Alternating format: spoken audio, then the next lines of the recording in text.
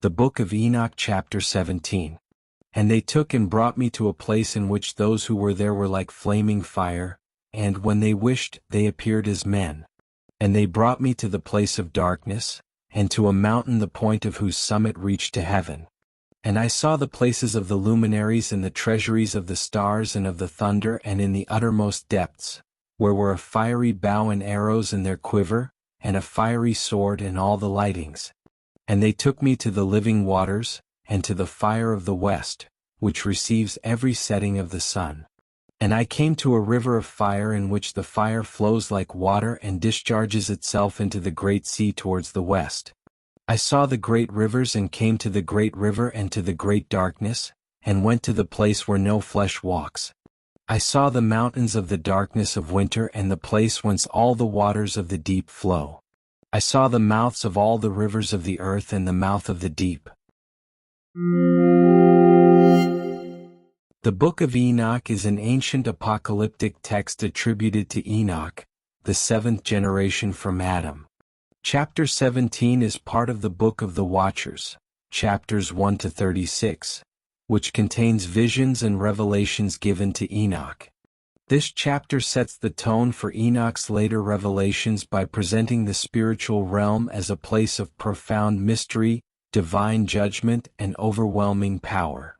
It's meant to highlight both the majesty and the terror of God's creation and justice. Chapter 17 of the Book of Enoch describes Enoch's journey through the heavens after being taken by angels. It marks the beginning of his visionary travels guided by angelic beings. Enoch is taken to a mysterious and otherworldly landscape that is both terrifying and awe-inspiring. He travels across mountains, valleys, and rivers of fire and darkness, scenes that are alien and beyond earthly understanding. The places he sees are often associated with judgment or punishment, suggesting a connection to the fate of fallen angels and wicked souls. He observes natural and supernatural phenomena like fiery rivers and deep abysses, indicating divine power and cosmic order. Symbolism and connections to other biblical or apocryphal texts. Fiery rivers and abysses. These represent divine judgment, often associated with hell and punishment. Fire in apocalyptic literature is frequently linked to God's justice. Isaiah 66 verses 15 to 16, "For behold, the Lord will come with fire, and with his chariots like a whirlwind, to render his anger with fury, and his rebuke with flames of fire. For by fire and by his sword, the Lord will judge all flesh, and the slain of the Lord shall be many." Revelation 20 verses 14 to 15. Then death and Hades were cast into the lake of fire. This is the second death. And anyone not found written in the book of life was cast into the lake of fire. Biblical connection. In Revelation 20, a lake of fire is the final destination for the devil, the beast, and the wicked. In Daniel 7 verse 10, a river of fire flows from God's throne, suggesting judgment emanating from the divine presence. Mountains and valleys symbolism. Mountains often symbolize divine encounters, elevation, and permanence. Valleys, by contrast, often represent lowliness, judgment, or hidden realms. Biblical connection. Mount Sinai, Exodus 19, and Mount Zion, Isaiah 2, are key holy mountains. In Joel 3 verse 14, a valley of decision is a place of judgment. Alien, terrifying landscape symbolism. These surreal and otherworldly places signify that Enoch is entering the spiritual realm, which is not bound by earthly laws and often terrifying to behold. Biblical connection. Similar visionary journeys occur in Ezekiel 1, where the prophet sees wheels within wheels and fire, symbols of God's mysterious power.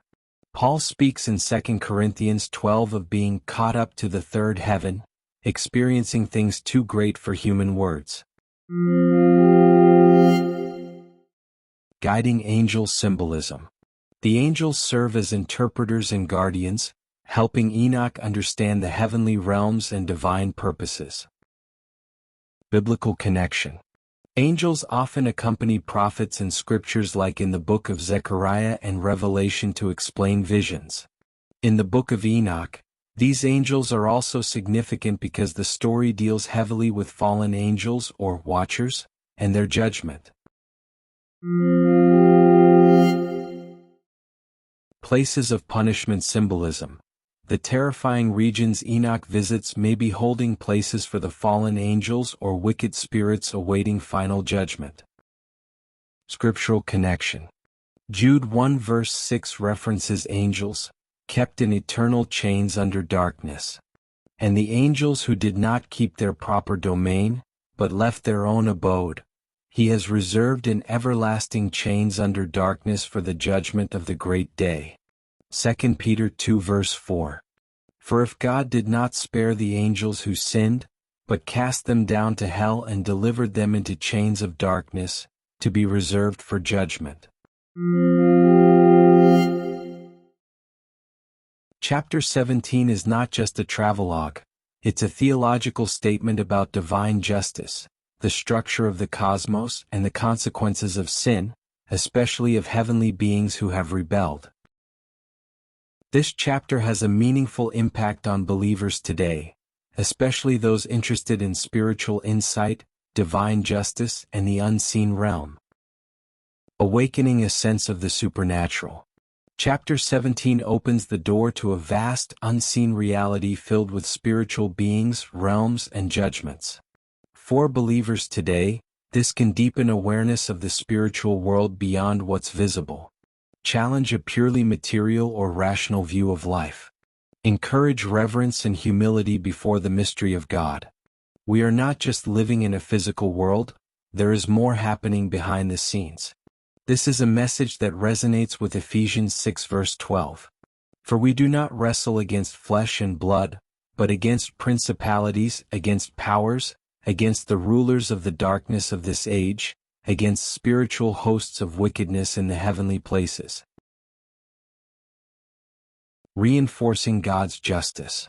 The fiery rivers, dark valleys, and terrifying landscapes reflect God's holiness and judgment, especially against rebellion, like that of the fallen angels.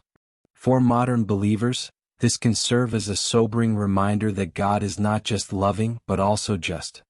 It can prompt self-examination and encourage faithfulness in a world that often downplays accountability. Encouraging spiritual vigilance. Chapter 17 calls believers to take spiritual matters seriously. If angels can fall and face judgment, humans certainly must walk in humility. This aligns with Jesus' own warnings about being alert and prepared. Matthew 24 verses 42 to 44. Watch therefore, for you do not know what hour your Lord is coming. But know this, that if the master of the house had known what hour the thief would come, he would have watched and not allowed his house to be broken into. Therefore you also be ready, for the Son of Man is coming at an hour you do not expect. It's also a call to discernment, not being naive about spiritual deception. Enriching understanding of the Bible. Though not canonical for most, Enoch was well known in early Christianity. Its imagery echoes through parts of the book of Revelation. Jude 1 verses 6, 14 to 15. And the angels who did not keep their proper domain, but left their own abode, he has reserved in everlasting chains under darkness for the judgment of the great day. Now Enoch, the seventh from Adam, prophesied about these men also, saying, Behold, the Lord comes with 10,000 of his saints, to execute judgment on all, to convict all who are ungodly among them of all their ungodly deeds which they have committed in an ungodly way, and of all the harsh things which ungodly sinners have spoken against him. 2 Peter 2 verse 4. For if God did not spare the angels who sinned, but cast them down to hell and delivered them into chains of darkness, to be reserved for judgment. Believers today can use Enoch to better grasp apocalyptic language and the serious tone behind God's judgments. Inspiring awe and reverence. The overwhelming sights Enoch witnesses remind us that God's creation, both physical and spiritual, is vast, terrifying, and beautiful. This can inspire worship rooted in awe, not just comfort. Challenge casual or superficial faith.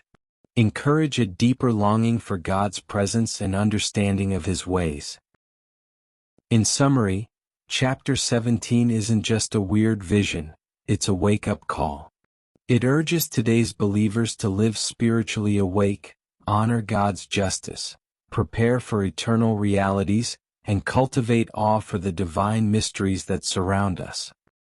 Thank you for watching our video on Chapter 17 of the Book of Enoch. We hope you found it insightful and engaging. If you enjoyed this content, please consider subscribing to our channel. We'll be posting more videos on the Book of Enoch soon, and you won't want to miss any of them. Stay tuned for more fascinating insights,